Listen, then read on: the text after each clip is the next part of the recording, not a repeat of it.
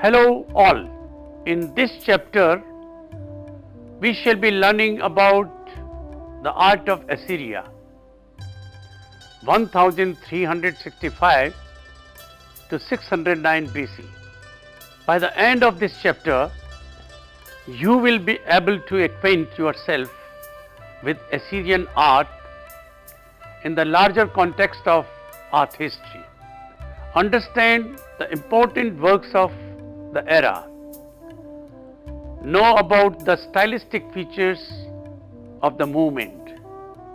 We shall be looking in detail the following: geographical extent of Assyria, history and overview, Assyrian cities and architecture, the Lamassu, narratives in low relief.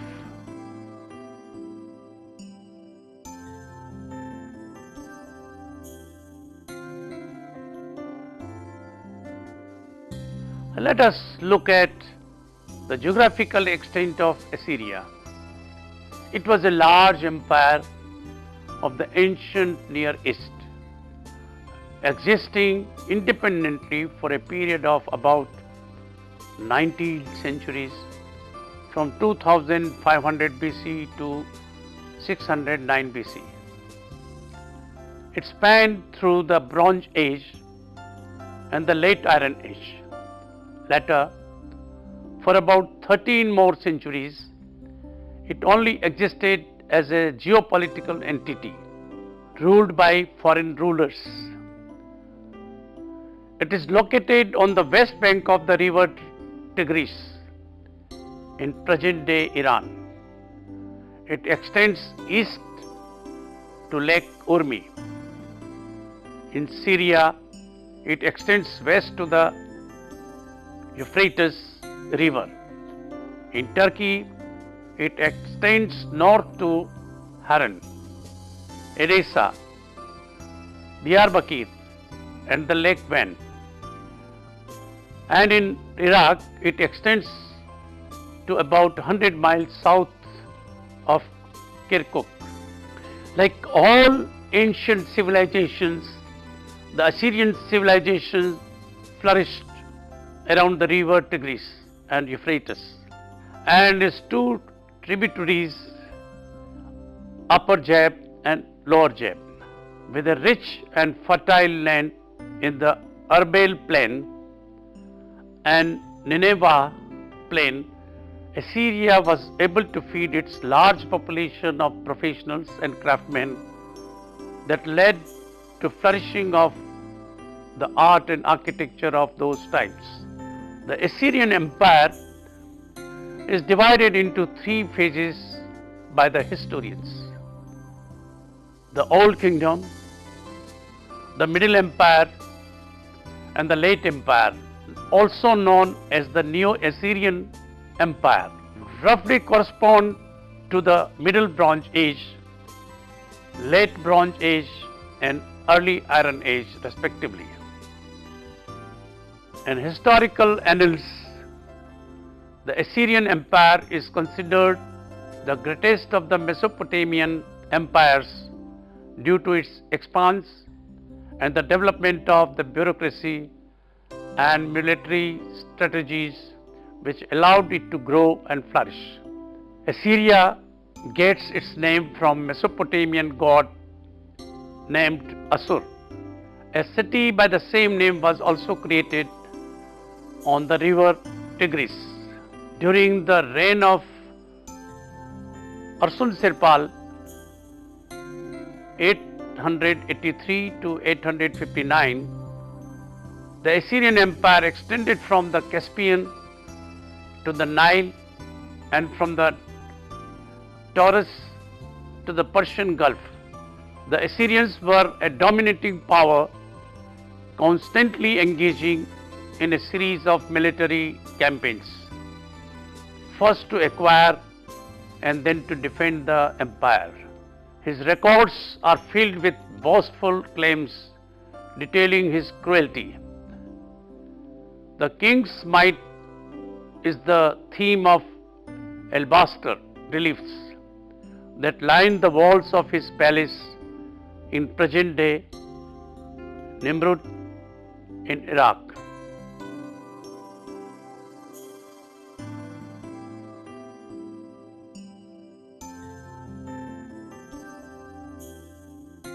In this figure, Arsun Sirpal is shown at the back of a horse-drawn chariot, his bow and arrow aimed at the rearing lion. The king's dominance over lions, a favorite subject in Assyrian art, was a metaphor for the subjugation of his enemies. The dynamic energy of the scene is reinforced by opposing diagonal planes and muscular tension. The overlapping of the horses creates an illusion of three-dimensional space.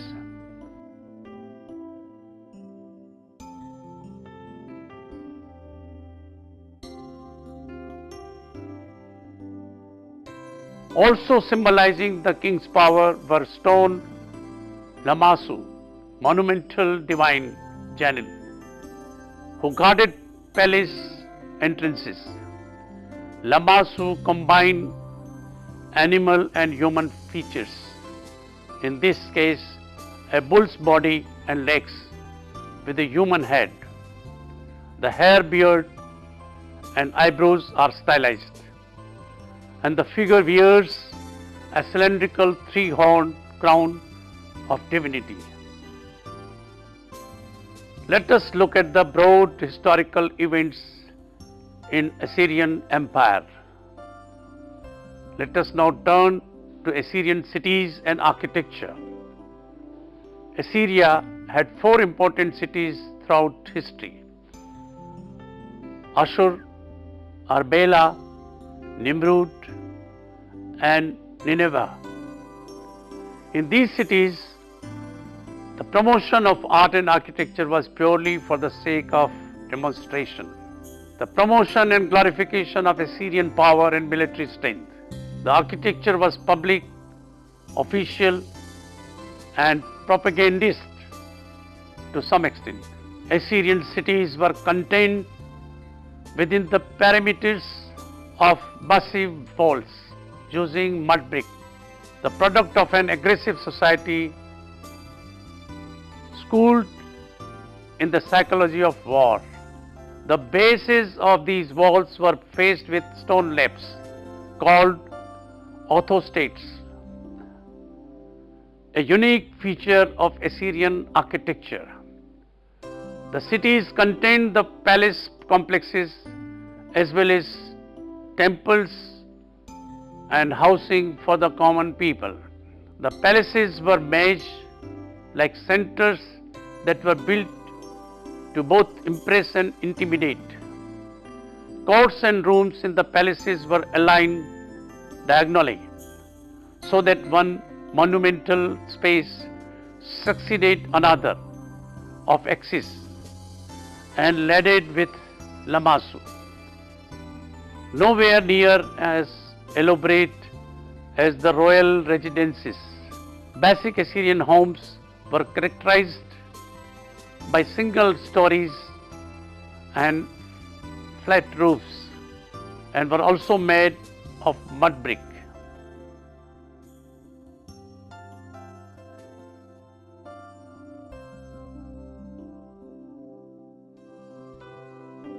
Assyrian rulers built huge palaces atop high platforms inside the fortified cities. They decorated these palaces with shallow stone reliefs of battle and hunting scenes of Assyrian victories, including presentations of tribute to the kings and religious imagery. Here, in the figure, on the northwest side of a capital, a walled citadel or fortress straddled the city wall. Within a citadel, Sargon's palace complex stood on a raised fortified platform about 40 feet high, and demonstrates the use of art as political propaganda. Guarded by two towers, the palace complex was accessible only by a wide ramp leading up from an open square, around which the residences of important government and religious officials were clustered. Beyond the ramp was the main courtyard, with service buildings on the right and temples on the left.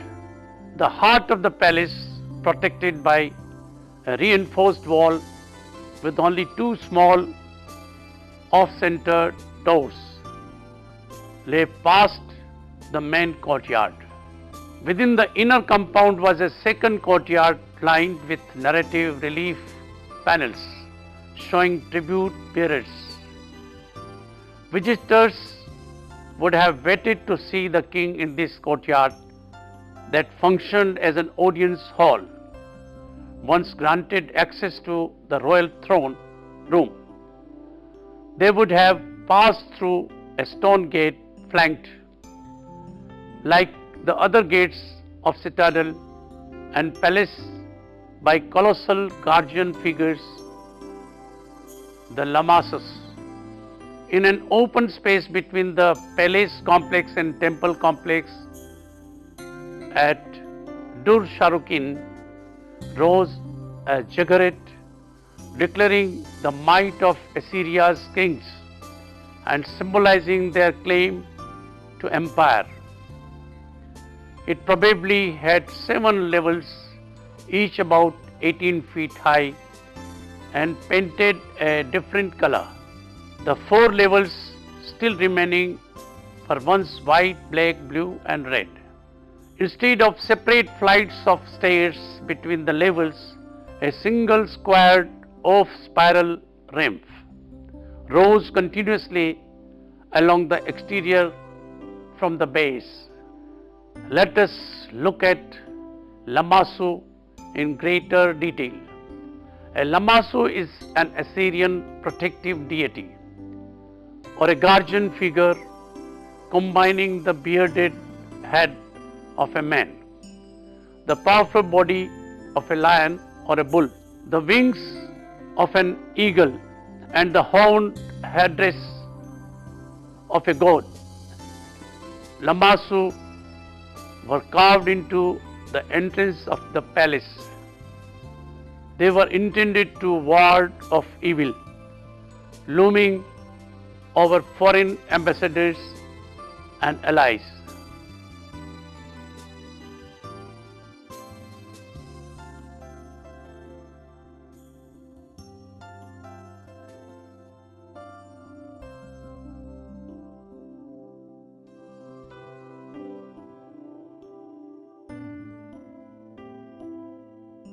In the figures here, minute detail due to Assyrian form can be seen in the curls of the beard of the human head, muscles and veins in the legs, and feathers in the wings. In Assyrian art, the relief aspect of Lamassu is more evident from the side than from the front. The figure combines organic quality in the suggestion of bone and muscle under the skin, with several stylized surface patterns in the body hair. Rising from above the foreleg in a sweeping curve is a wing, which fills up the limestone block. The wing draws the eye to the side view of the Lamassu, a transition further unified by the reuse of the foreleg in the side view.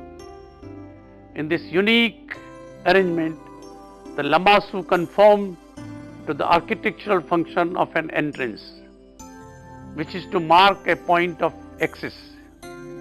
They face the approaching visitor and seem to strike past as one enters. This further gets highlighted when the stiffness of their poses is emphasized by the naturalism of hands, wrists, feet and other details.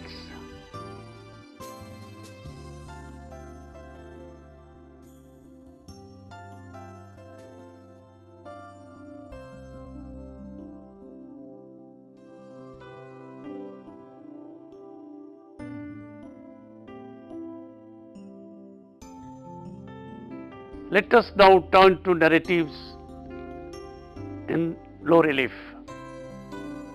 The interior public reception rooms of Assyrian palaces were lined with large-scale carved limestone reliefs which offer beautiful and terrifying images of the power and the wealth of Assyrian kings, and some of the most beautiful and captivating images in all of ancient Near Eastern art.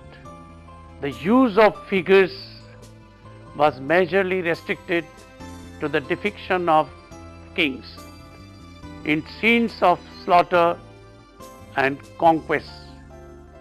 It was here that one of the earliest forms of narrative art begins to appear. With a lot of war stories as the major food for stories and a large lot of horizontal gypsum slabs, the sculptors gave expression to these narratives in an easily read, continuous narrative with one episode following the other. Over time, many new themes were included, mostly of war and violence, some of the king in his leisure times. Let us discuss the features. The Assyrian sculptor excelled in telling a story clearly and with no superfluous details. His work was naturalistic and somewhat narrow in its scope, but it was greatly varied in its detail. You will also see that the images are not projected on the wall, but emerge out of the background. The background is an important part of each. All figures are in the same size, whether in the foreground or far away. The king is treated specially not through size, but through a prominent place in the visual, often at the edge of a scene, towards which he looks and aims his bow, and by the blank area surrounding him and his personal attendants like an aura. Figures are usually in profile, like in the Egyptian style. All other superfluous details are omitted. The figures were also arranged on a single plane, except where two figures were shown standing side by side, one immediately behind the other. When an action was depicted which necessitated the deployment of several lines of men, the lines were placed one over the other in profile, their grouping being in plan. In this image, one will see a nearly realistic rendering of figures in space. While this relief must be read as a map with officer and scribes in the center, the hooves of the cattle in the upper right hand corner hints at perspective. There was a sympathy with animal life that went far to redeem the hardness and rigidity of the style. The lions and the lionesses, in response and action, bounding to the attack or in their last agonies, the feeling, prancing, kicking, wild asses, the horses stretching themselves in fleet course with quivering nostrils, are given with wonderful naturalness and artistic sense. They are full of life and of true plastic simplicity. The reality is so great that one can scientifically identify many breeds of birds and animals from the sculptures. With plants, trees and flowers, the sculptor had far less success, as his material was less suited to their representation in the low relief, which was his only method of modeling. The court sculptor, in true Oriental style, gives all the credit to the royal prowess while depicting the war. The king is central figure in the march and in the stricken field, the camp, grooming of horses, cooking of rations, the establishment of têtes de pont, the proprietary offerings on the march, the setting up of commemorative stelae as the army passes along after victory. We see all the details of the attack on the walled city, the archers firing from behind skin-covered shields, the soldiers pushing forward a battering ram and pouring water upon its front to prevent it from being fired by the torches cast down by the besieged, and in front of the gates, prisoners being impelled to strike terror while others are led away. In the representation of battle scenes, many successive stages of the conflict are given, even portraying, as in the siege of Susa, the fate of the particular leaders. Then follow the submission of the vanquished, the presentation of tribute, and the soldiers bringing in the heads of slain enemies to be counted. One of the accomplishments Ashurbanipal was most proud of was the total destruction of the city of Susa. Let me show you some of the beautiful images of Assyrian art from the Metropolitan Museum of Art.